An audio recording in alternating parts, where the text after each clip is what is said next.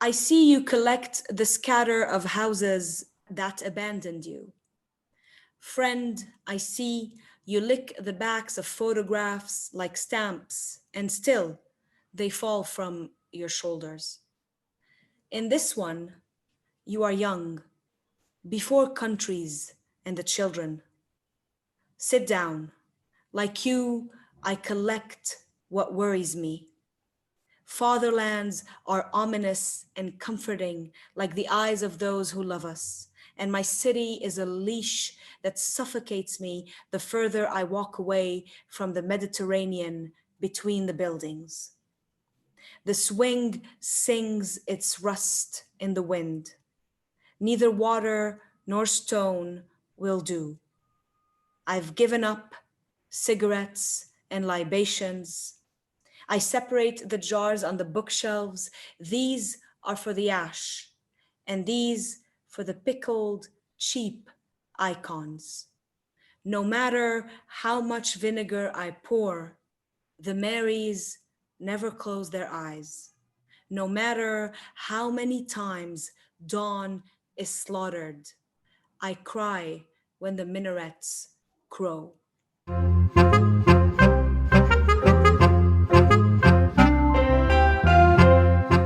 This podcast is made possible by the generosity of listeners like you. Kindly consider a contribution through Patreon or PayPal. Links are in the details box. Patreon is a monthly subscription that you can cancel anytime, and PayPal is a one-time donation. Any amount is appreciated. And follow us on social media. We're on Facebook, Instagram, and Twitter, the handle To Beirut Banyan. And you can find us on our YouTube channel with the same name, and you can start watching the episodes as they're released. Thank you for listening, and thank you for watching. I'm Ronnie Shatah, and this is the Beirut Banyan.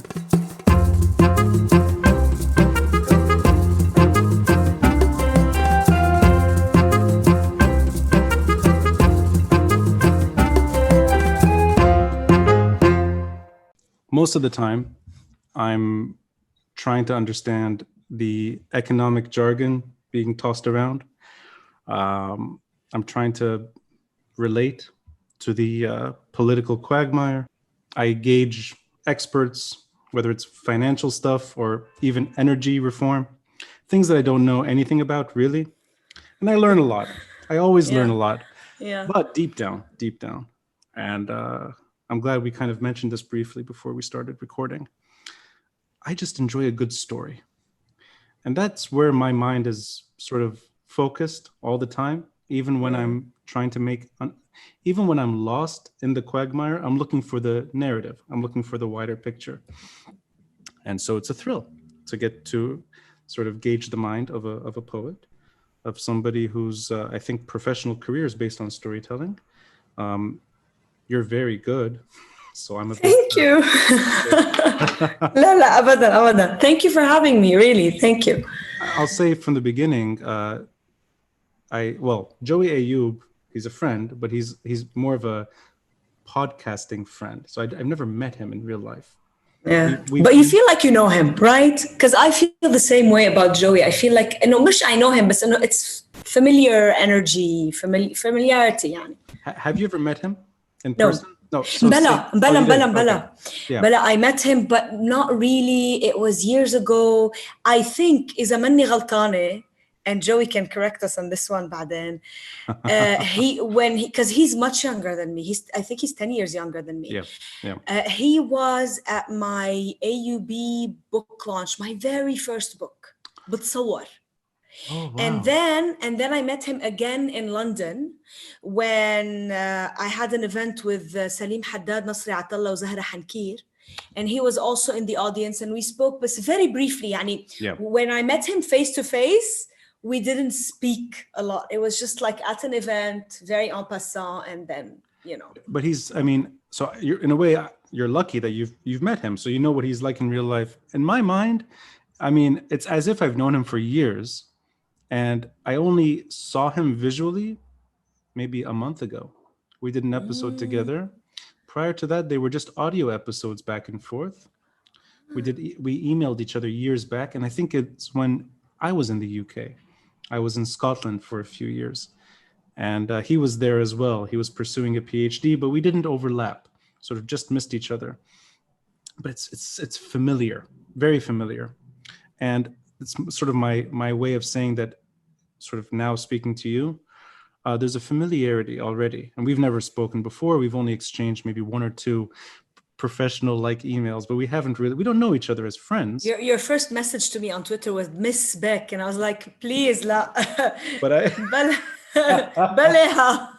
part of me is a sort of a trick. I don't know what the word is. I like sort of doing that to see what your reaction would be, and your reaction was perfect. Dakhilak. Like, don't do that ever again. I was like, yes. No, but it's your poetry, and honestly, it's really my familiarity with your work is a lot more recent than I think Joey Ayoub's. It sounds like he's been in touch with you for much longer. But thanks to Lina Munzer, and I did an episode with her during the protests, I've sort of branched out a bit into the prose and poetry universe. Yeah. And I think a lot of what you're expressing resonates with anyone that has suffered in the Lebanese context, or for that matter, the regional story. I'm sort of branching off a bit from Joey's episode with you, which I think was in June, if I'm not mistaken. So I think so. I remember time has been. Yeah, time is sort of obnoxious these days. I can't. I just realized we're in October, and I sort of my mind fumbled. Yeah. I'm going to start the conversation with just just to prove to you that I was listening attentively.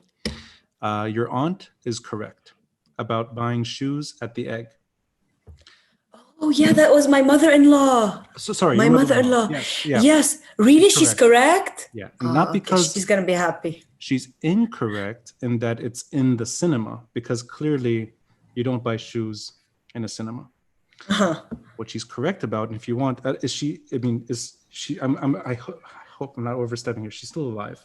Yes. Okay, yes. so you can ask her this question. Yeah. The shopping mall that the Egg was a part of, called City Center. Oh. 1960s. It's a giant shopping mall. And there's buildings surrounding what is now left of that shopping center, which is the Egg-like cinema. Okay. And you've been to the Egg, you know what it looks like. You can visualize it right away. There's that giant hole next to it. It's almost like a ditch. That's basically the shopping mall, what's left of it. That's the foundation of the larger buildings that touched the Egg. So she's kind of right, yeah. She bought shoes, I'm sure, with the cinema within her vision. I mean, she probably could have even entered the cinema next to a shoe store. So she's correct. She's not making things up. And I remember that I enjoyed that moment in the conversation because I'm literally listening to the audio exchange. And my mind, of course, goes to the Egg. And then I hear you sort of wonder about that. It's the first time, in my experience, that anyone has living memory of the mall itself. I know its history tangentially. I know sort of the urban history of that sort of part of downtown. I'd never heard anyone share a private story. And I like that. To me, this is far more rewarding. And this is without trying to sound too condescending to the political and economics experts. This is a lot more pleasurable. You took me back in time. And maybe we can sort of pinpoint a moment that it's not your story, it's your mother-in-law's story, but it's an emotional reward that I think you now just experience to some degree. Now I know it's real. And I want to gauge your mind here. What is the power of telling Beirut's story exactly? Why does it resonate? Because this is just an ugly building in what's left of a war-torn city center. And who cares if there's a shoe store next door or not? None of that really matters. And at the same time, it's exactly what matters. I really enjoyed that moment. Can I just gauge your mind here? Is there something in it, in that moment, that sort of takes us back to something that we lost? And maybe that's the wider story at play. Because honestly, for me, my life revolves around nostalgia. for something that all of us collectively lost together. And I'm maybe saying a bit too much here, but it's always something that we try to reclaim every so often. And I think that's the cycle. And most recently, it's the October uprising or revolution, whatever you want to call it. But that sort of it's reclaiming something that we collectively lost, even when we never experienced it. I never went to that shopping mall. Yeah, me either, obviously. Yeah, so maybe we can start there. In your mind, is there something magical about Beirut in particular, or is it just pure bias that we're Lebanese and we identify with the city? So an anecdotal story means the world. Just very big question to start with. I am very biased. Yeah. يعني I don't know if I can answer this objectively and tell you يعني I dread to sound too Lebanese, and I mean that pejoratively when I say Beirut is, yes, magical, and do you know, but friends from different nationalities also have said that, we love the city, etc. Right. And I am not a Beiruti. I'm from Tripoli. Okay, so that makes both of us. Really? Anjad, you're from Tripoli? I didn't know that. Okay. I mean, did you grow up there? See, that's exactly. I didn't grow up there, but both parents are from there. Okay, I didn't know. Okay, yeah, you're far more from Tripoli than I am in that sense. Yeah, so I grew up there. So Beirut for me was always the capital, the capital and the big city, oh wow, I want to go to Beirut, I want to study in Beirut, I want to explore the freedom of this big city. Like, it was the biggest city in my mind, Beirut. Right. The freedom, the anonymity of the big city. Yeah. And so when I came to Beirut, I came as a sort of almost a stranger to it. And when I experienced it, it was simultaneously a city. I don't know if it loved me, and I don't think places, can places love you really, or is it just our minds? But I don't know. It was a place that even inside it, I longed for it. Even when I was inside it, I longed for it because I wanted to know it more, because it was unknown to me. Yeah. And I stayed there for 6 or 7 years. Then I left. And I had a feeling that when I left in 2006, when I left Lebanon in 2006, that I was leaving it while I was on the verge of feeling I finally feel like I'm starting to get it. You longed for Beirut while you were in Beirut. Yes, because it didn't feel like it was mine. It didn't feel it's a difficult city to let me push to be here. in. And because I think a lot of this resonates with me, and I don't think I've ever properly expressed these feelings. I feel the same way, and I grew up for the most part in Beirut. For the most part, I longed for something in Beirut that I knew was there, but I couldn't access it. And I don't know if this is sort of childhood memory of parents sort of reflecting on things that they lost, and maybe it resonates. And I'll give you an example. This is the post-war years. So this is around the same time. I mean, this prior to the July 2006 war. And there's still, despite all the chaos and uncertainty, there's still that sort of, this is the post-war environment. So things are allegedly moving in a better direction. And every time something was removed from the city, it felt like a part of me was being removed with it. And it had nothing to do with me. This could be the lovely buildings that are all gone in downtown Beirut. I never visited these buildings, never been inside. But the moment they're gone, it hurts. No, yeah, I agree. I agree. And it's almost like I'm longing for a Beirut that once looked differently and sounded differently, smelled differently. But that's not the Beirut I grew up in. And I shouldn't have any relationship to that. I should simply enjoy the Beirut that I'm in at that moment. And it's unsettling. And I think if you fall too deep in that rabbit hole, you become a Beiruti sort of expert, or whatever you want to call it, a passionate Beiruti who's limited to Beirut and sees the world through Beirut. But that said, and I've said this repeatedly, I really think Beirut is the best story ever told. And I think it offers everything to the human experience. And that includes real pain and real tragedy, whether it's through brute force and violence or architectural crime. It almost every form of pain is possible. And then you want to capture the sliver of hope and sort of maybe passion and pleasure that seems to have existed larger before. Is that the world that a lot of us sort of find ourselves in when it comes to the Beiruti narrative, let's say, people that are trying to express the story? Is it that we're actually, it's almost like DNA, that we've been passed on something that was maybe better and we're trying to... It's interesting that you say DNA, because my therapist told me the other day that in genetics Yes. we inherit 15 generations. 15. 15, Wow. 5. Wow. 15 That's generations are in our DNA. That's a lot. So, that's a lot. So it's interesting that you say DNA, because it is literally DNA on some level. So let's go with that. A lot of what you write about, my interpretation of a lot of your poetry is losing and trying to reclaim your home. And if anything, that to me is DNA by default. It's where you belong. Or if it's not where you belong, it's where you're from. And you can't change these things. Yeah. Because you don't always belong where you're from, right? So, yeah. Is that part of the unsettling story, that home is not always what it should be, and that we're driven away from home even when we don't need to leave? We're pushed away. Is that part of it, that home is too unstable, but you still love it because it's home and you can't change it? Home is home. Yeah, it's what you know. It's where you grew up. Home is home, like you said. I try to write against nostalgia. I see. Yeah. So I try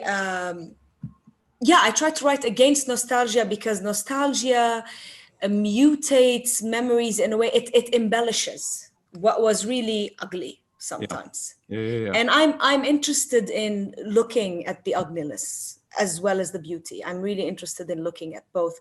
So I try to stop myself from being too nostalgic in my writing. Yes. But I write from and for memory, 100%. And I don't know if I want to reclaim the home. I don't know if it's even possible. I don't think it's even possible to reclaim the home. Suppose I were to go back to Beirut now. Suppose everything was fine and I can go back to Beirut. Yeah. I'm not the same Zeina. Beirut is not the same Beirut. It's impossible to reclaim it. I think I just write to witness it, to remember it, to maybe tell a story for others in the future, to identify with, or even in the present, maybe to identify or maybe not identify with, but at least engage with. And I think it's not even a choice. It's just how I process things. Like, on some levels, poetry and reading it and writing it and engaging with it and thinking about it has saved me psychologically on some level, because it's just how I process the world. I love how the language is condensed. I love how the images are wild, and I love how one image could summon an entire afternoon or an entire year. And so it's just how I deal with this trauma that we've all been handed. I just shape it into poems. And because I left Beirut in 2006, I always long for it. So yes, I write against nostalgia, but my writing is filled with longing. I long for it all the time. I could argue that I longed for it even when I was in it. But I like that you say that. And I think that sort of touches on two worlds. You're longing for something that you never experienced. That's by default. You've grown up in a city that sort of looks a certain way when you're growing up, but you're still in it and you're longing for something. So is it more than the city's narrative and our country's past that we're longing? Is it something sort of maybe deeper, that there's something almost in terms of identity that we're not able to fully comprehend? Because a lot of what I try to sort of take from your poetry and from poetry in general is that everything is fluid, and the fluidity is very important. So, I mean, it's almost like a state of flux. There's no sort of constant in any of this, and that includes the good stuff, and that includes the bad stuff. And I'm unaware, at least my whole Lebanese experience, of any moment that we've been able to sort of hone in on something that resonates with all of us. So we are the most fluid sort of story possible, and it's almost like the world over exists in one place. Is that part of it, that we're longing for maybe something that is not so mixed up, that isn't so sort of schismatic, that we're looking for something that calms us rather than makes us crazy? Yeah. And I mean, that could be the most boring poem ever written. That's Yeah. why it's not written. But the chaos is, Yeah. I mean, I don't know if poems always calm us. Sometimes they do. Sometimes they disturb, and when they're disturbing, they're also doing, of course, a very good job. When you read a poem and it disturbs you on a certain level, you're like, oh my God, even, you're disturbed. When you read a poem about war and trauma, it can't possibly be calming, right?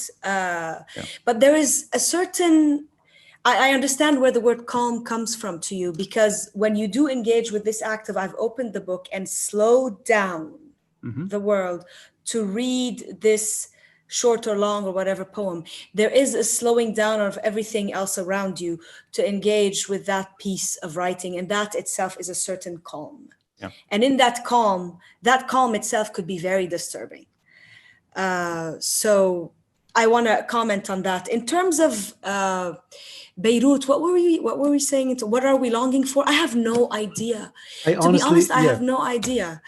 Maybe it's I don't think it's a past me, because I prefer the now me to the past me. Maybe it's I'm longing for possibility. Maybe at some point in my life, when I was younger and a university student and living on Bliss Street, there seemed to be more possibility in the world for me. Maybe that's what I'm longing for. Or maybe I'm longing for the future that I did not have because I left Lebanon. So there's a parallel universe where if I had stayed, do you know, then what would, maybe I'm longing for that alternative Zeina. That's still, and I have that feeling. I have a vivid feeling every time I walk down Bliss Street. I almost feel as if I'm going to encounter the me of the past. Like, do you know? This conversation is crazy.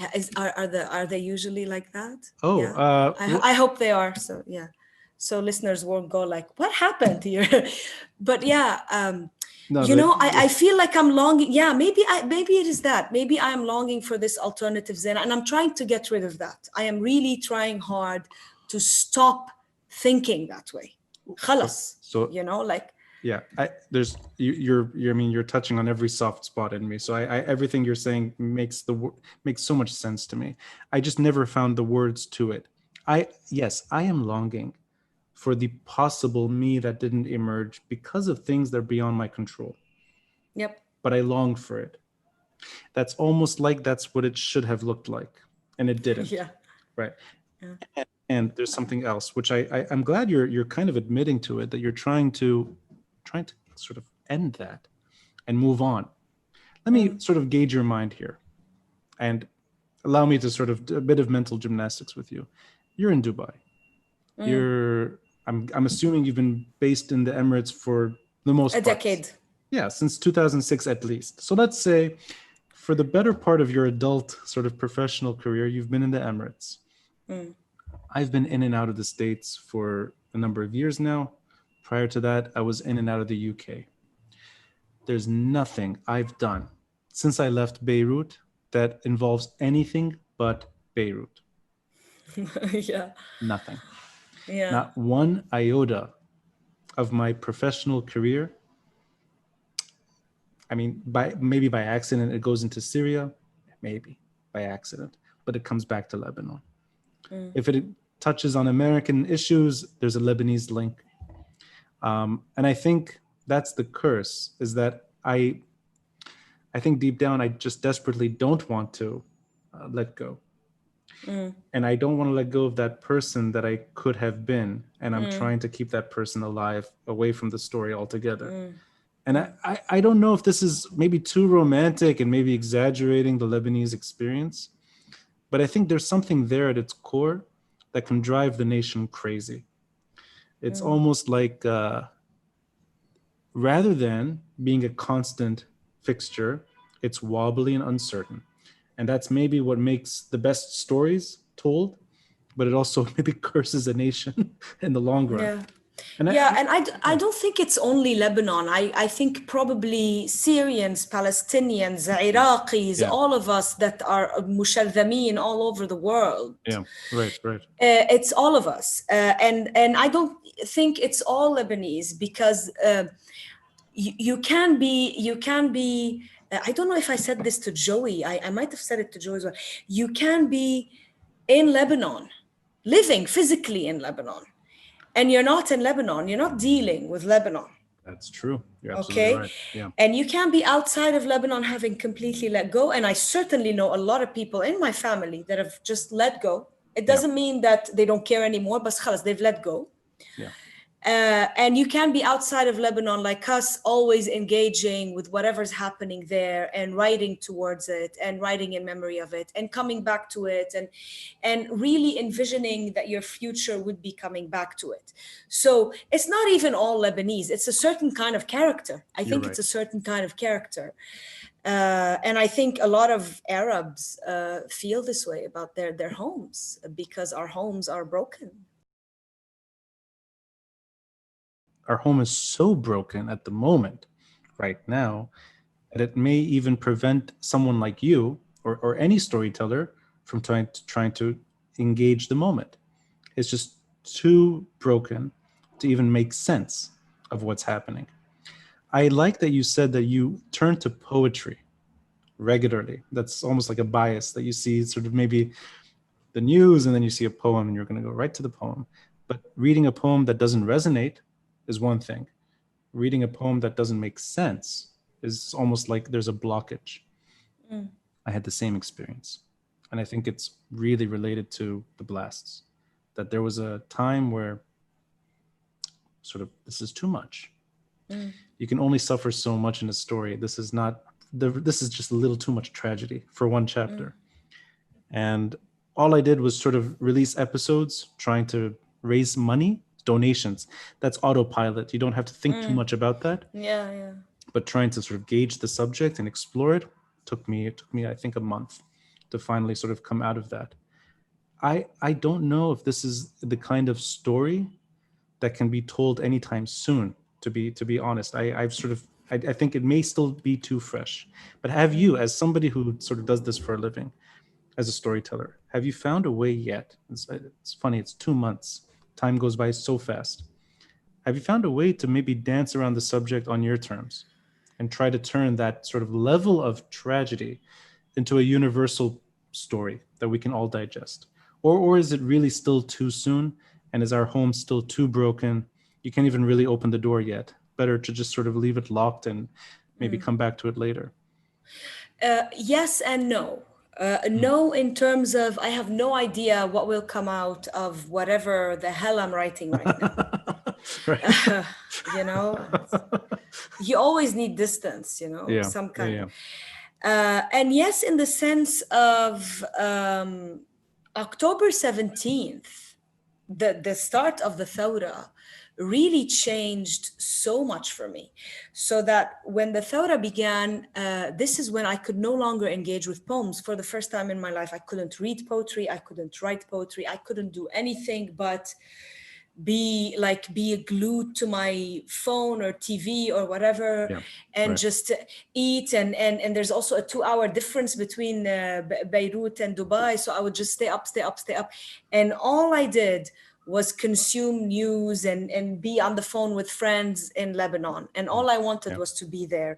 That was at the beginning. And I managed to go there for a few days and come back. And then it got worse, because when I was there, a part of me, like when I was on the plane going back, I thought, I wish something had happened that would have forced me to stay here and not Mean, go back to my children meaning Beirut. in Beirut. Yeah, Yes, like yeah, yeah, yeah.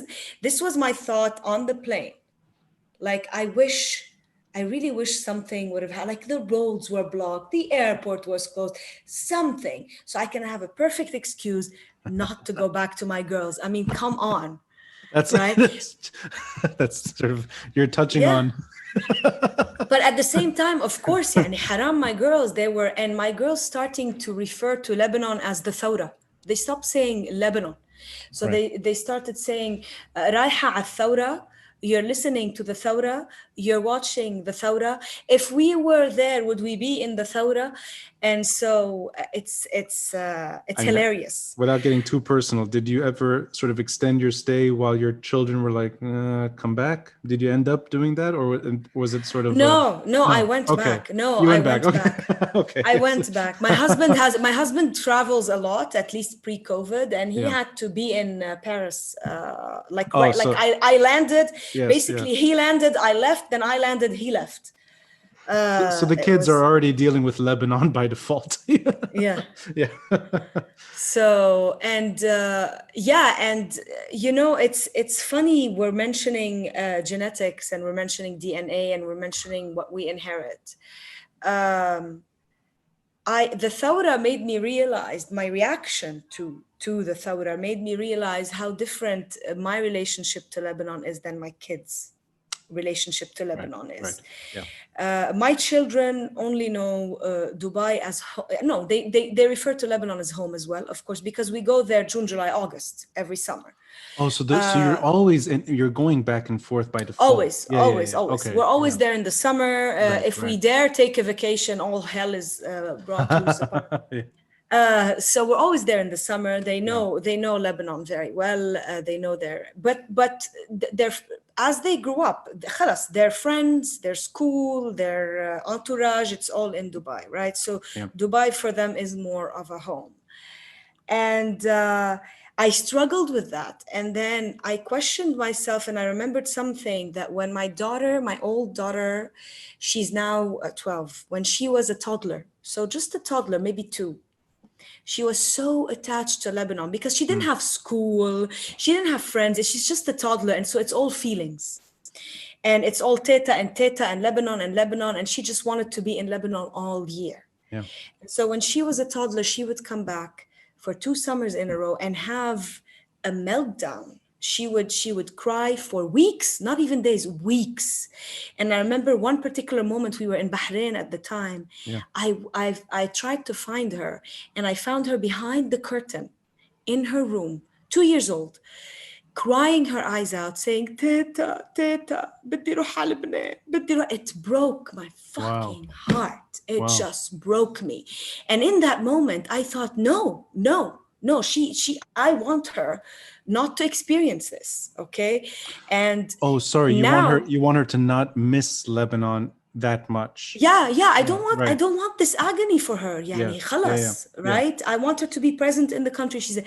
Now that she's 12, and that it changes. Around when she was 10, 11, it changed. And she started, her teta started to be a little bit annoying for her. She wants, I'm probably a little bit annoying for her. She wants to just go back and hang out with her friends, right? And be in her school. Yeah, sure.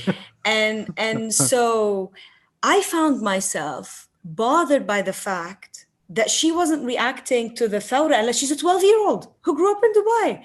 Right. Why isn't she reacting this way? And then I remembered that moment, and I was like, well, you're not happy if she's too attached, and then you're not happy if she's not attached. Like, what do you want, right? Neither situation is healthy or realistic. Can I extrapolate from this? Because my experience with anyone who's in Dubai, in the Lebanese context, not the sort of European banker that wants to work in the Gulf, not that. The Lebanese who leave Lebanon and live in the Emirates. Does it sort of make it even harder, since you really never really properly feel at home in a place like the Emirates, even when you spend your whole life there. Absolutely. No, absolutely. So the- Absolutely. so the It's transient. It's transient. It's transient. So the home is still the broken place, even if you're not there regularly. It's still, you can't really substitute it. Even with the poetry scene, even with my own friends, every couple of years I'm saying goodbye to a friend who's going somewhere. Right, And yeah. my kids too.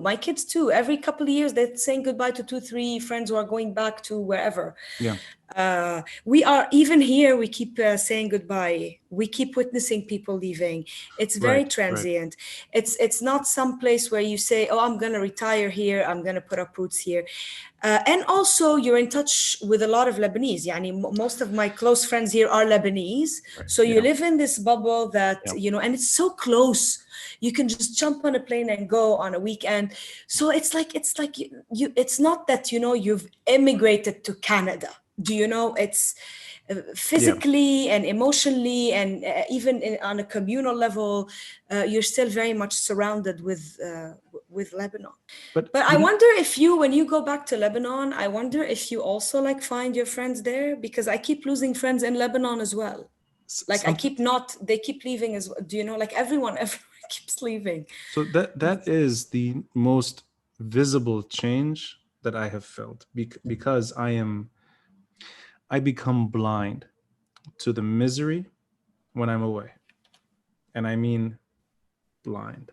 That's the nostalgia speaking, right? It's nostalgia, but it's not even, it's my own nostalgia. It's not the sort of, what did the country lose? No, it's my own sort of, it's what I sort of, personal nostalgia, which is probably even a bigger curse, because it's sort of lost in your head.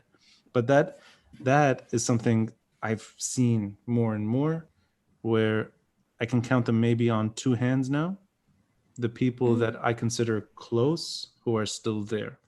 Yeah. As opposed to maybe triple digit sort of number where almost everyone you care about and any sort of acquaintance is there. Now it's limited. But that's really born out of the last maybe half year or so. It's really before the blasts and more recently. I don't know of anyone who's still sort of trying to bet on the future. That's new. Do you have any sort of optimism right now with the way things are moving?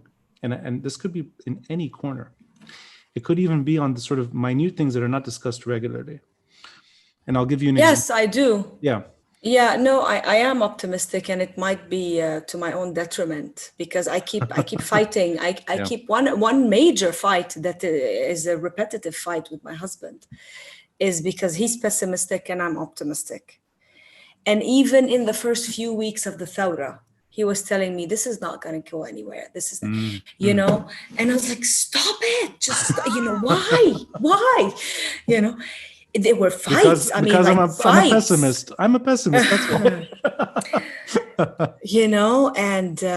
And I think when I told him I'm leaving, and I told him this way, he was coming from Paris. I think he was in Paris. Was he? But yeah, I think so.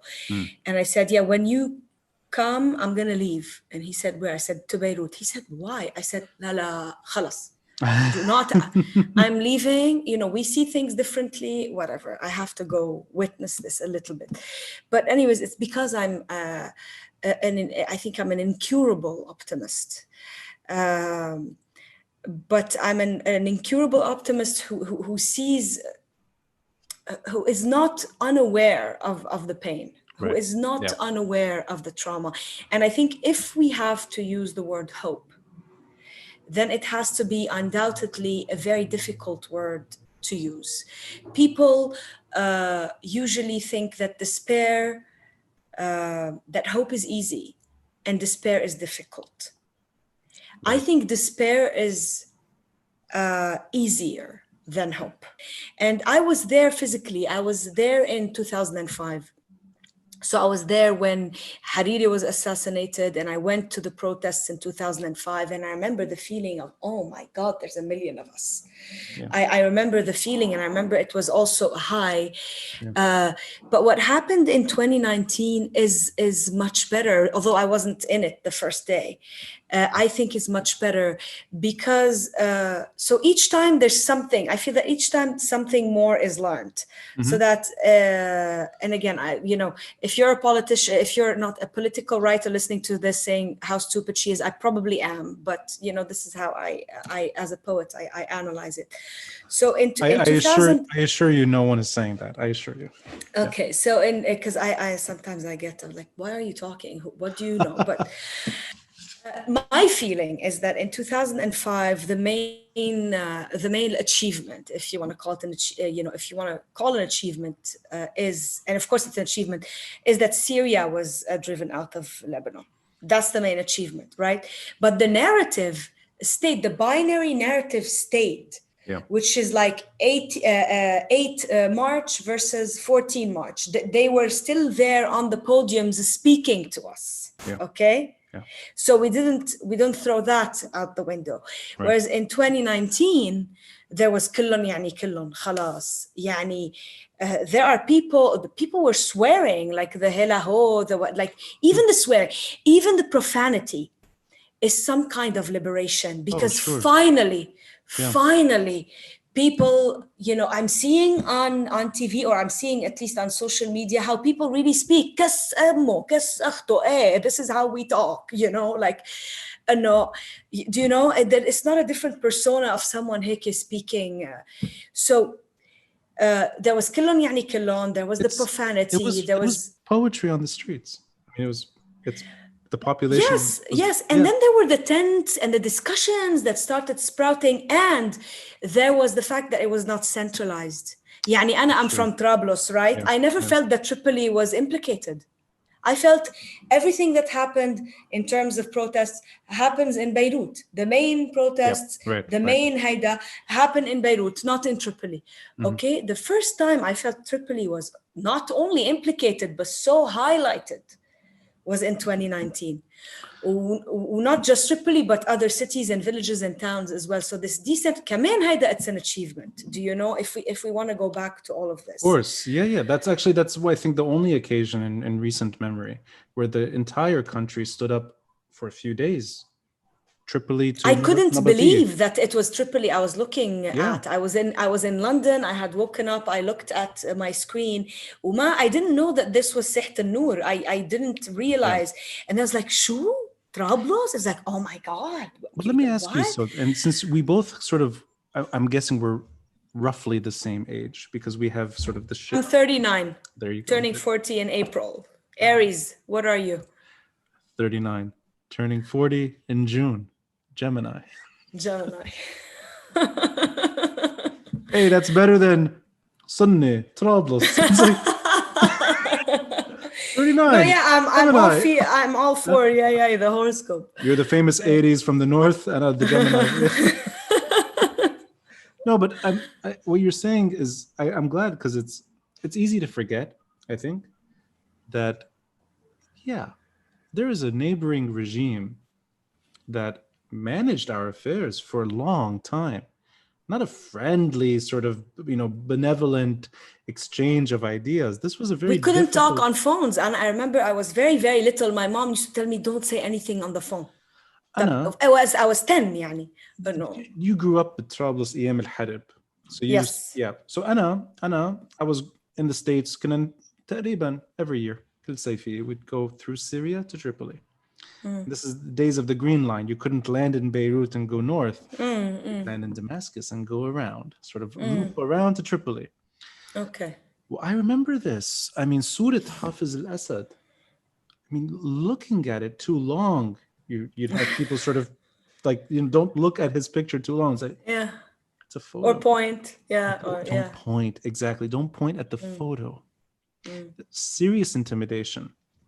And Tripoli, I mean, the civil war ended a few years. I'm afraid even now. Wallahi, I'm afraid even now when you're there. I'm like, let's not, am I afraid? Am I still scared?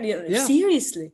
Yeah, I think it's permanent. And it shows just how severe the intimidation was back then.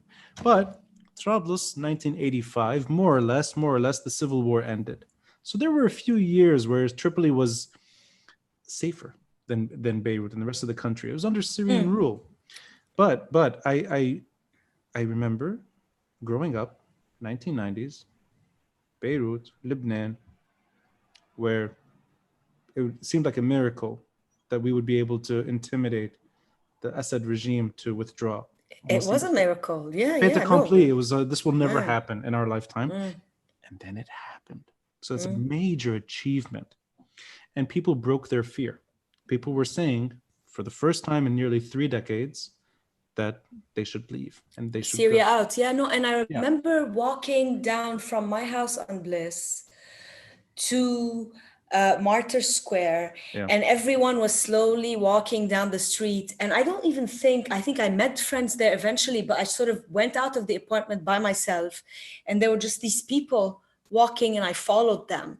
Yeah. And I remember thinking, is no one gonna come for us? Is no one really? Is there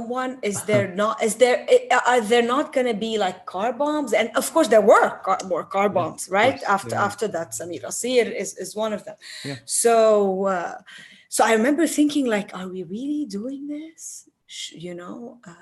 Are we all going to get killed?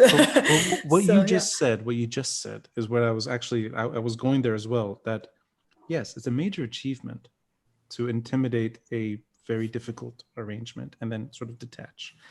But then the worst sort of traits of those years multiplied. And that includes assassinations, that includes more war, that includes almost we flirted with civil war in 2008.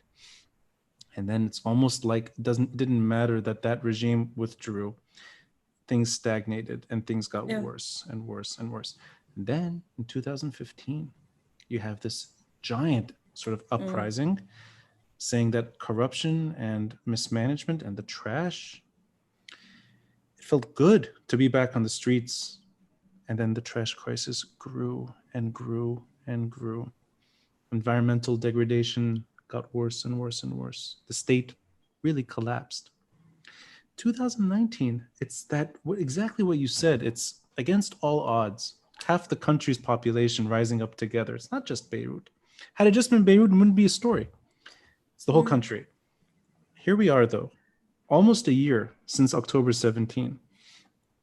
And it's hard to imagine going back to October 16. And that's not the place we want to be. It's not like that's the benchmark. But now, I can't even imagine October 16. That's what we were rejecting. So I'm curious about the positives aside. And I know there's many positives, and maybe it's worth noting them a little later.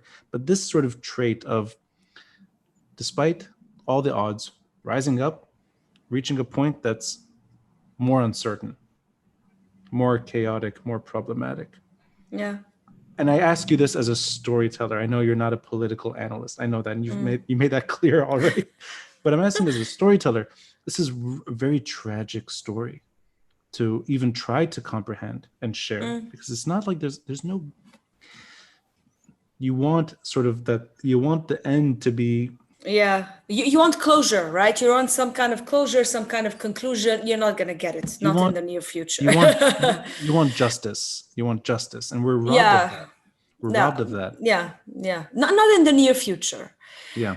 We're gonna have to, and it's not. It won't be up to us outside of Lebanon. It will be up to the people inside of Lebanon organizing, and maybe unionizing, and maybe learning from that if they can in all the trauma that they're in now after the explosion. My God, and in a pandemic, like. What else? What's left? What else? How can it get worse, right? So I don't think anyone has any answer. I think people can analyze and whatever. I think for now, we just have to attempt to be content with the fact that there is no end, no closure, and no healing. There is just learning how to sit with the wound. Just to sit with it. It's almost like you would want things to move faster because things really seem like they're stuck in limbo. And you're Yeah, describing. people are tired. People are tired. Yeah. People are traumatized. People are hungry. People don't have money. I mean, people can't afford meat. The situation is, no, I know a lot of people who, the only way that some people, our parents' generation, could survive is by having their kids abroad send them some dollars, Yeah, some fresh exactly. dollars so they Yeah. can, you're supposed to be, our parents' age are supposed to be at an age where they don't have to struggle like this anymore. Or scabs should turn into scars and you learn to live with them. But rather, we don't have that. It's just a scab that won't heal. It's an open wound. It's open just like wound. it keeps opening, and it's Yeah. someone when it starts to, someone just slashes it. Someone just opens it again. Absolutely. Zeina, I want to ask you a personal question here, because I've read some of your poetry recently, and I reread it, and after sort of. And thank you for reading the long one, the Crown of Sonnets. That's a long one, so thank you. Are you referring to a poem beginning and ending with my birth? With my birth, yeah. Okay, so I'm. This is me sort of using my imagination. You tell me if I'm right or wrong. And I'm going to quote you to you. This is the introduction to the poem. I'm doing you injustice by sharing your poetry, but I'll take liberty. No, please. Yes, do. My mother says, I sure was heaven sent and determined on making her life hell. Cried every afternoon and not one spell worked. She rocked, she sang, made all the attempts of two young mothers. Don't they say the scent of a mother's neck and her voice soothe well? All right. So for me, this is not about a mother. This is about much more.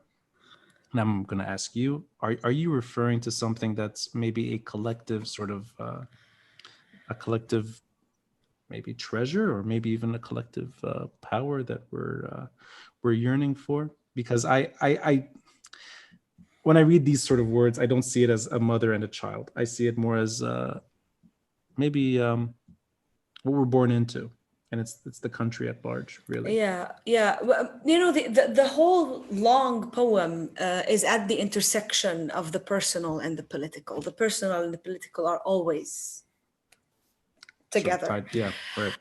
This particular, I really like your interpretation, but I have to be honest that when I sat down to write it, this wasn't what I was thinking about. It's a literal story that my mother used to tell me. So it really is. It really is my mother who used to tell me that I was inconsolable in the afternoon, and she didn't know why. And even when I grew up, I hated the afternoon. The afternoon is the period I hated most. Now I'm kind of finding my peace with it. But I remember even when I was a teenager, I used to say, I hate the afternoon. I hate the afternoon. And she used to say, well, as a little girl, as a little child, newborn, you used to cry, nothing would shut you up. And then what I ultimately found would shut you up is that I would put you in a chair, put like a tashot, a bowl of water in front of you, give you a newspaper, and you tear the newspaper and throw it in the water. And this is where the political comes in. This is when while I was writing this story that my mother used to tell me, I thought it's very interesting that what calmed me was staring at words. And I was staring at news from a newspaper. And then the second stanza right after it, it immediately references the Civil War, right? It picks up on that. Yeah, absolutely. So it started as me remembering this. And of course, it evolved in the writing of the poem. It evolved into the political and. I read it as, it's maybe because I'm pushing my own feelings on it. I read it as a protester growing up and learning their way and sort of finding their footing and trying to sort of become an independent body, sort of taking hold. No longer dependent. Yeah. And I certainly was a protesting child. That's for sure. Right. So I wasn't an easy child, which is why, I like made her life hell. So I mean, this is a very complicated poem in terms of like all the intersections. I think Tripoli is a character in the poem. Tripoli is almost another character in this poem. I reference an archbishopric that was, because I'm saying this because I know you like places, right? So I've referenced an archbishopric, Mutraniya, that was right behind our house. So from the balcony in the kitchen, I used to look into it and see it and imagine just playing there in this like empty space. And there's a school next to it. I referenced the train abandoned in the grass in Tripoli. Right, yes. So I feel that Tripoli is almost a character in the poem. The war is there. And also 3 generations of mothers are there. My grandmothers, my mother, and myself as a mother, and now my daughters, which aren't mothers yet, but 3 generations of mothers and 1 generation of girls, if you want. So there's a lot of, it's full of female energy as well. Matriarchal energy, if you will. But you were shattering an image, which is good. And I think this began with the protests. It began among Tripoli's residents long ago, but it really sort of took off in Lebanon on October 17, which is that, screw all the stereotypes about Tripoli. My relationship to Tripoli is really one that I've learned over time from my parents and my grandparents. My grandmother, still alive, the best storyteller I know. She speaks of a Tripoli that just doesn't exist. Yeah, the orange, is it the oranges? Because I've never seen the oranges. I've never smelled the oranges. I've never smelled the oranges. Yeah. Where are these orange trees, right? But it's so vivid in her memory. Yeah. And it's like the default that is Tripoli. That's not the Tripoli I know. I have relatives who always reminded me that yes, they went to missionary schools in Tripoli. Oh yeah, no, absolutely. My mom went to Rahbet. The Tripoli boys' school, the other sort of Protestant. Frere, yeah. And that's not in the sort of whatever hip part of Tripoli. This used to be Banyan. No, all over. All over. Yeah. So that I wonder though, is that as somebody, you grew up in Tripoli, and maybe you have a more intimate relationship with it. Do you need to grow up in an environment where everyone's always talking about sort of something that just happened, but you don't even have any access to it, that can create an imagination?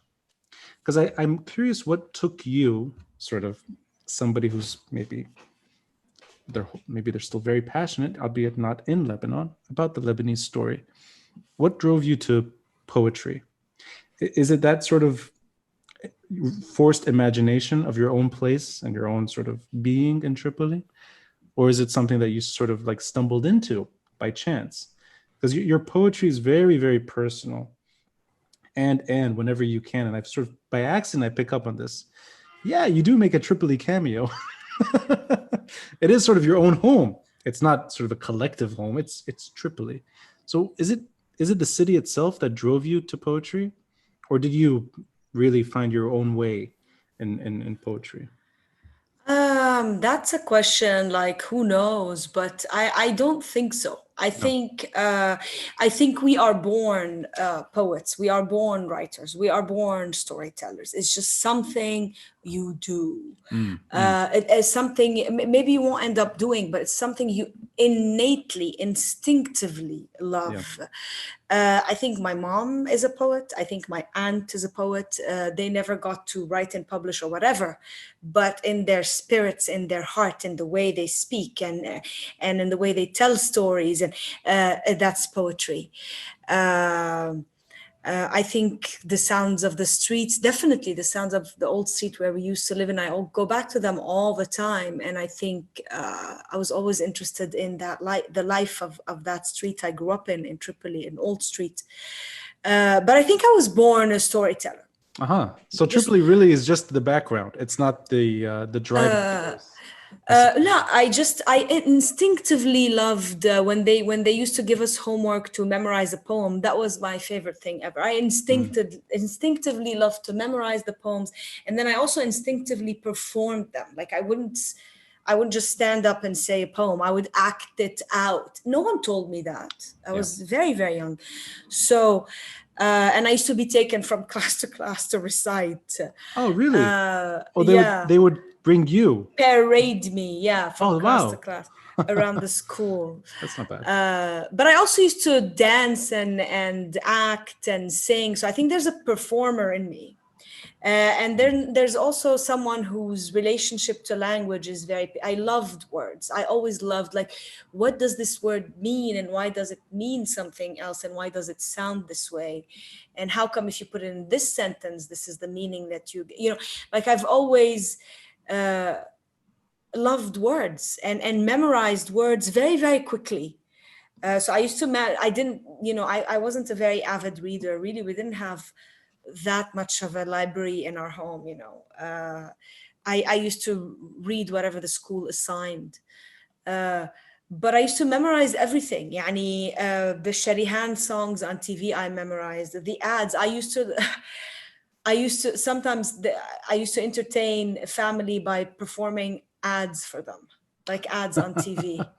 So in a way, you're meant to be in this world by default. It's not so much So yeah, the word of words always fascinated me. I love the theater so much, and I think if I hadn't left Beirut early on, I would have probably continued in the theater life there as well. Okay. And I always joke that I couldn't be a raqasa, so I turned out to be a poet, because I truly wanted to be like, this is even like, I wanted to be a raqasa. And I said to my dad, like, once I was very young, and they said, Zeina, what do you want to be when you grow up? And I said, raqasa. And my dad's like, la ya baba, kif baba la. And this is where the dream was crushed. And so I became a poet instead. This is the joke. That was like the next best thing.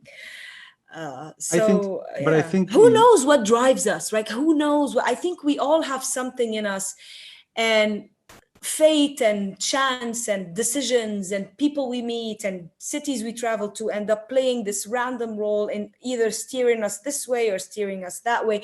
I could have never have published. I could have been a lawyer in a parallel universe. I don't know.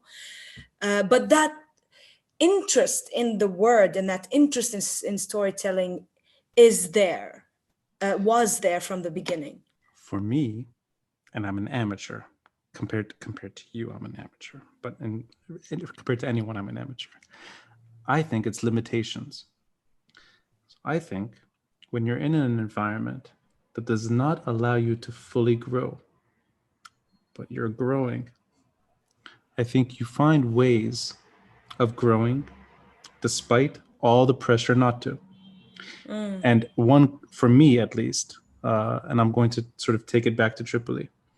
My earliest memories in life are in Tripoli. That includes what are they? They're everything that is great and horrible in Lebanon. I'll give you two examples. The great is, she'll hate me if she watches this, but I don't care. She'll really be upset. I have an aunt. She'll deny this. I have an aunt who I may have been 5 or maybe 4, a very young kid, watching. And you said something on Joey Ayoub's podcast. It like the old jingo for LBC News. بأيام الحرب. This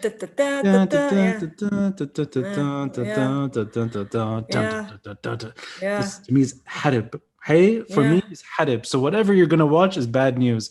It's going to be either Jaja or some Berti Karami is about Aish Karami or whoever, Salim al-Hus Beirut or Hakim Bijabal and that's for me. It's like, I'm a 5-year-old. I shouldn't even know who these people are. Yeah. My aunt is smoking a cigarette بالصالون وما في كهرباء وفي like whatever some neon light dangling وجعجع 1980s Jaja, not the renegade Jaja. And sort of she's smoking her cigarette, listening to what he's saying. I'm like, مين هيدا؟ وبتنقطع الكهرباء عادي بترجع.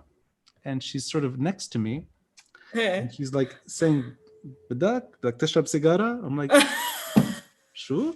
And she sort of just puts a cigarette in my mouth and I'm like yeah, this is a mischievous aunt just sort of screwing around with her sister's kids, and I'm coughing and coughing. thing with Jaja, on TV. I'm like, okay, it's I guess called family love. I don't know. Yeah. So there's that memory, vivid memory of just family interactions and sort of mischief. She was laughing, Yeah. having a great time. Yeah. The other one is probably 1985 or 86. So the civil war is ending in Tripoli, but it's maybe the last stretch. 1985, a car bombing right next to the building. So my grandmother's Okay. just at the intersection, there was a big Syrian checkpoint. Shera Munla. So قبل مستشفى Munla, Yeah. بعد شاطر Hassan. There's that Msalbi. There used to be a big checkpoint there during the war. And she went down, and we assumed she was dead because she had gone down maybe minutes before the car bombing. So we just all of us thought she died. And we're panicking, we're scrambling. It's a lot of glass and smoke and fire and death. Why not come in? I'm still around 5 years old, بعد هالسيجارة مع جاجة وصفي انفجار, right? Like this nightmare city, Tripoli. And everyone's screaming and shouting. ترجع ستة بتدق على الباب كيس خيار لبنة بلدي. She's like, شو عم يصير? Like, what's all the noise? Yeah. We're like, get in here. There's that. I mean, going to Palma بأيام الحرب and sort of. Oh my God, you used to go to Palma? I went to Palma. I grew up in Palma. We went there. We went there all the time. Yeah. But it's important also because Palma for us was the limit. You wouldn't go beyond Palma.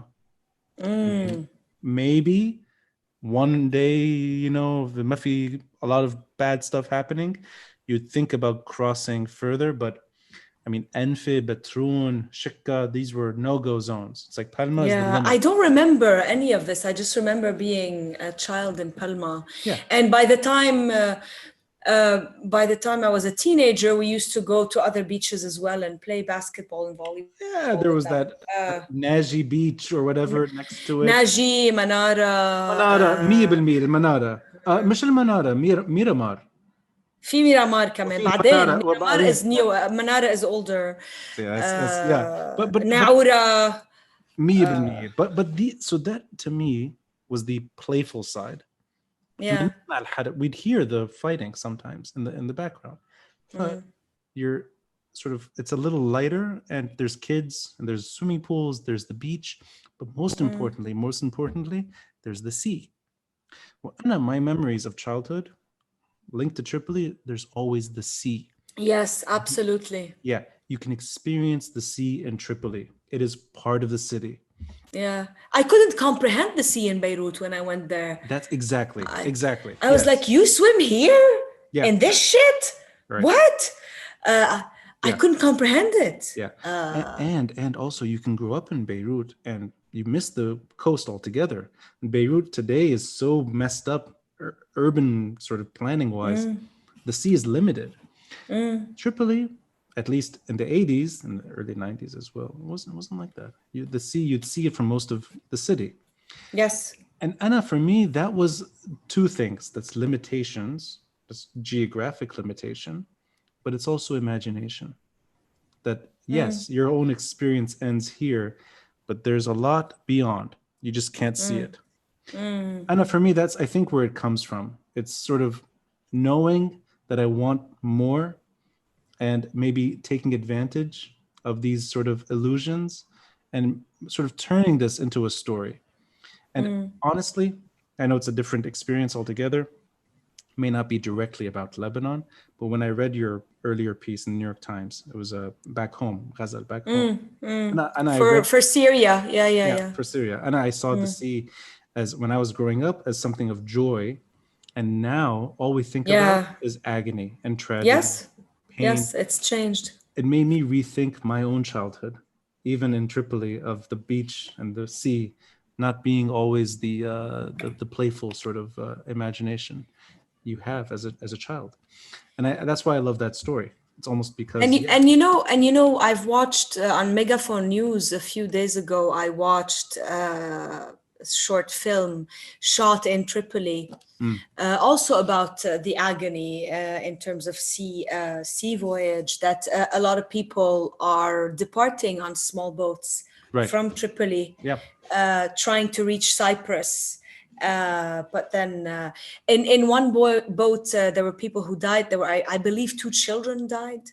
And then they were recently. sent. Yes, right. And they were. This is recent. Yeah. So seeing this brought me back to that poem about Syria and Syrian refugees. Right. And I was looking at people from Tripoli trying to, and the guy interviewed was saying.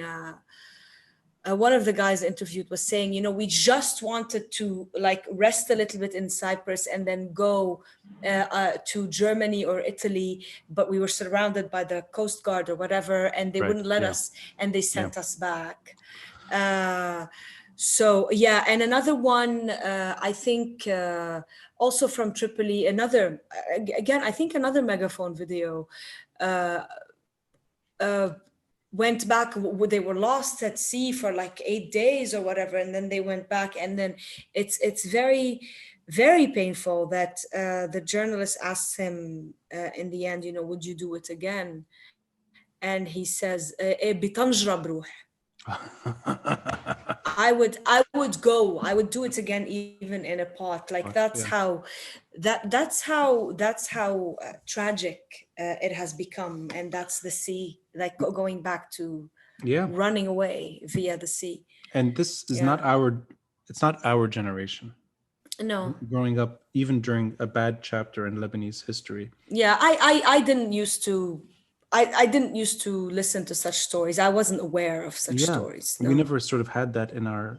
It was never something we'd hear about, or I don't think it was. Yeah. It was so rare, and the fact is, you could get to Cyprus by sea. That's sort of the standard way. And some people went to Cyprus by sea during the war from Tripoli. We did that. I don't remember. I remember something, again, speaking of storytelling and memory, it's so weird. I don't know if we went by sea or not, but most probably we did. It was a year, I don't know what year, but Tripoli was quite intense. So my uncle and my dad and some neighbors decided to go to Cyprus, to travel to Cyprus. And I think it was by sea. I think so. Yeah. And I remember 2 things. I remembered a whale, which never existed. I keep talking about a whale. I keep telling my mom, we were in the sea, we were in Cyprus. I was maybe 2 at the time, 2.5. And there was a big whale and we were afraid of it. And my mom says, there was no whale. But, well, I see it's probably something I made up. It somehow worked its way into my memory that when we ran away to Cyprus, there was a whale. And I also remember the hotel and my mom getting dressed to go out and leaving me and my brother. Yeah. And the ice cream. I remember the ice cream as well. But it's interesting because even then, the sea is not negative. No, that's what I'm saying, is that we ran away for almost a mini vacation from the war and went back. Yeah. And that's sort of the last passage in that poem. And I'll quote to you again. I apologize for this. It's the last words. On our honeymoon, we kissed by the sea. Watched it rock the lights, the fishing boats to and fro, back home. It's a tragic tale. It's not one of, there's no joy in this story whatsoever yet. There's some duality here. Home, the coast, the sea, its magic, its beauty. And now, right now, even that is torment. I read that as something very personal, that even the sweeter nostalgia one can have in my own childhood growing up, that's being reinterpreted now. So even the good stuff that one can look back on in Lebanon, it's fading. And for me, that's the biggest sort of loss. It's that it's harder and harder to tell a positive story about. And I think one of the highs that the first period of the Thawra had was that possibilities were open again mentally. Yeah. Imagine that we were able to reimagine a possible Lebanon. And you know that the cartoonist, The Art of Boo. No, I don't know Do you this. follow? I follow him on Instagram, Art of Boo. and yeah. No.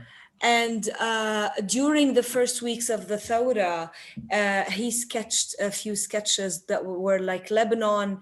I don't know, many years from now. I don't know if it's 2040 or 2050. I don't know. Yeah. And the sketches were like included like, oh, now there's a tramway. Or one very vivid sketch was like a girl asking her dad, what's a disjoncteur? That she didn't even know what a disjoncteur was. That's really good. That's actually. how we had electricity. So literally these sketches reimagined the possibilities that we could have, right? And it's so sad that when after things went downhill, that same cartoonist did a cartoon that then went viral again, where a father and his son were looking at the stars, and it says the answer is in the stars, and the stars say emigrate. Oh, I don't know if you've seen that. No, I've seen this one. Yes, I didn't see the other That's one. the same person who Yeah. sketched the possibilities and then sketched the emigrate, and you have both now. So I think one of the positive things is that we were able to reimagine. Something was open for a moment. It was a very, very deep breath. And it was maybe like a needed sort of reawakening, but you would want sort of the blood to circulate. You would want a consistent heartbeat. Yeah, no, absolutely. Doesn't seem like that. Yeah. And the worst thing in the world is to be a sad professor, sort of a perpetual pessimist. And I appreciate you're the optimist in the family. Maybe you do need sort of a counterweight, but I think too much negativity in the Lebanese story, that doesn't resonate either. Even when the facts may not be sort of positive. Yeah, the facts don't add up to something positive. Right. Yeah, I might be just stupid. I mean, I don't know really, because I mean, I'll tell you one thing. There's we're not sure yet, and we don't know, but there's a possibility that by the end of this academic year, we would leave Dubai, and not going back to Beirut, but elsewhere. It's not sure yet. We don't know. And I was very sad to learn it, though I'm not very sad to leave Dubai. I think it's time for me to leave Dubai. My sadness was like, what do you mean we're not going back to Beirut? I thought we're going to leave here and go back to Beirut. Yeah. And I am putting on the show in front of my family that I'm moving on and that I'm going to adapt, and let's look at the schools and let's look at this and let's look at that and the possibilities of the city, and yes, and and even for me as an artist it's going to be better, and but deep down inside I am fast forwarding 10-15 years in my head to say, but in 10-15 years I'll go back to Beirut. You're literally planning to leave Dubai to another city and you're not even there. You're 15 years down the line, maybe going back to Beirut. So that kind of optimism doesn't always help, because you gotta be where you are. You gotta be in the present. No, but you are illustrating the curse, which is that you can't replicate your home. I think that's the worst situation. Yet it defines a lot of us. You simply can't replicate it. I've lost many things in the process, even people that love me, that would want me to sort of forget this country altogether for many reasons, yet I can't. So you mentioned this earlier. I mean, even professional sort of opportunities that come up, if they're not related to the story, no thanks. By the way, this includes somebody sort of serious about it, saying, "Why don't you do a history, do a walking tour in New York?" I'm like, "I'd be a poser. This is so inauthentic. It would be I'd be so bad at it." And the truth is, I may not be that bad at it. I may actually be okay, but I refuse it. It is nothing to me. It's absolutely nothing. And I think that's part of it. You are maybe by design. And I know you've mentioned this in other outlets, that you're not diaspora. Your children may become diaspora. Yes. your Yes. children, yeah, but you, Or maybe now I'm in the process of slowly becoming diaspora. maybe, maybe exactly, and Yeah. maybe time does that actually. That said, though, it doesn't seem like you are when you're betting on 10 years to return home. And I actually called a friend. So I'm sorry, I called a friend who used to live in Paris and went back to Beirut. She's a generation older than me. When I was at AUB, I met her. And I called her to tell her, so when you went back to Beirut, how did you feel and do you think I could maybe in 10 years? I was like, I literally called my friend to predict my future for me. No one does that. But having said that, I want to also say that even when I was in Lebanon, I also, on some level, I wanted to leave it. So on some level, I was always a person who wants to see the world as well, who wants to experience, but I want to have the possibility of returning to some place semi-stable that could have me back eventually. It's not against leaving altogether. Sure. Because I like roaming to a certain degree. It's painful, but it also has it deepens your experience in a certain way. That's a different deepening than it would have been it would have deepened in Lebanon as well. It would have deepened differently. But I remember as a little girl in Tripoli, all I wanted to do was see the world. I wanted to go to Paris. I wanted to see New York. I wanted to see Berlin. I wanted to travel because travel wasn't that possible for us. Right. No, but that's something. I mean, travel is travel. You're not emigrating to Berlin, where you have to learn German and become a German storyteller. I mean, that's so the wanderer, I think, is by design. It's a healthy trait to see beyond your own borders and boundaries. But and this is your own personal view here. If you had financial stability and you had no chaos or uncertainty in Lebanon, would you be anywhere else? I don't think so. I don't think so, because even last year we were planning.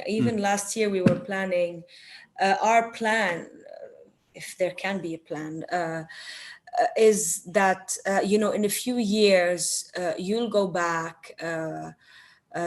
Even if I don't go back, you'll go back when they're near university years, and they'll go to university there in Lebanon, and you'll be with them, and you'll go back. Right. So that was the future that I saw. I didn't see myself like emigrating, certainly not going west. So no, I think I would have, or maybe I wouldn't have, or maybe I would have come back, hated it, and then left it. Who knows? Right? It's not exactly a walk in the park when you're in Beirut either, right? Even if, and it's good times, if I mean, it should be said, there are many reasons to love Tripoli. There are many reasons to not love Tripoli as well. And all these places, all these places have their horrible sides. Oh, and I would never live in Tripoli permanently. Right. Beirut, maybe. I don't think I can. And my Tripolitans are gonna hate me, maybe. But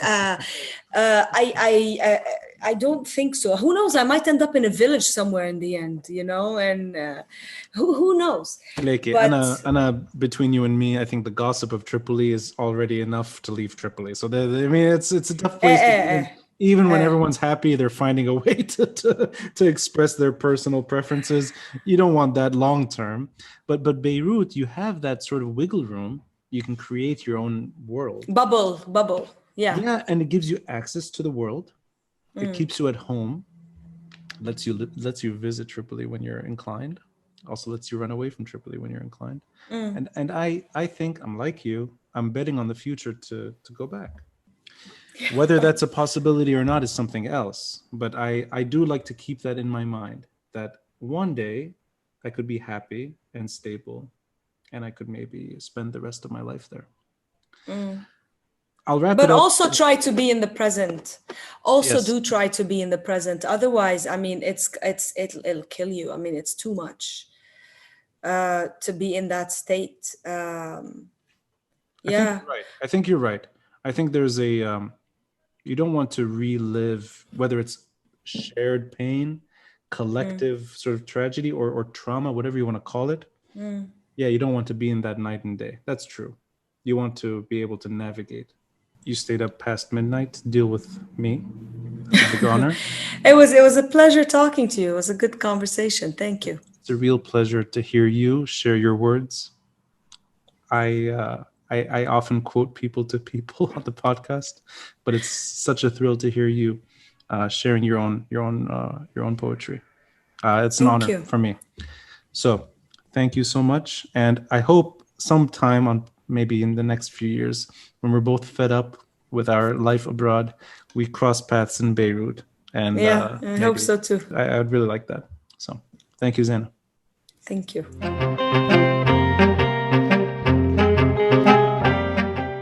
Thanks for listening, and a friendly reminder to help support this podcast by contributing through Patreon or PayPal. All links are in the details box below. Until next time, I'm Rani Shatah, and this is the Beirut Banyan.